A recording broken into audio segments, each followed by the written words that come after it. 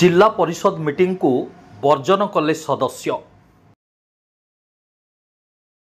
आज सुवर्णपुर जिलापाल सम्मिलनी कक्षठारे स्वतंत्र जिला परिषद बैठक अनुष्ठित होता हेले बैठक आरंभ ही जिलापाल अनुपस्थिति जोगु एही बैठक रे थिबा समस्त जिला परिषद सदस्य और ब्लॉक चेयरमैन माने वर्जन करथिले।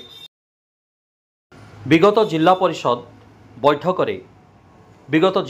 बैठक रे मध्य स्थानीय जिलापाल अन्या दास अनुपस्थित रहिथिबारु सदस्य माने असंतोष प्रकाश करथिले। फल बैठकर मध्य भागरे जिलापाल उपस्थित रही बैठक चलथिला।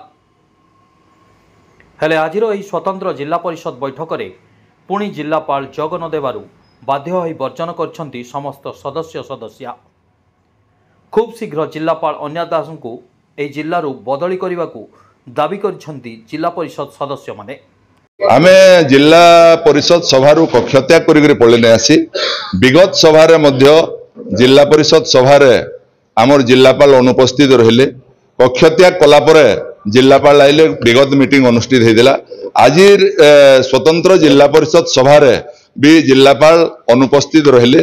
तेणु करी आमे से सबु बेले जिला परिषद के अणदेखा करुथबारु आमे आज सभा के वर्जन करू। ई जिला के जिलापाल जॉइन कला दिन कौनसी प्रकार सरकारी कार्यक्रम रे संपूर्ण भाव में संश्लिष्ट नहीं रहा।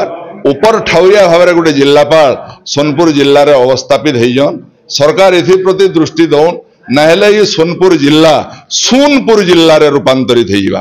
आज जिला परिषद सभा गृहित होइजे। सभापति को कहा जाइए जे प्रिंसिपल सेक्रेटरी को लिखा जाऊ ये जिलापाल को ये जगार अपसरण करवा।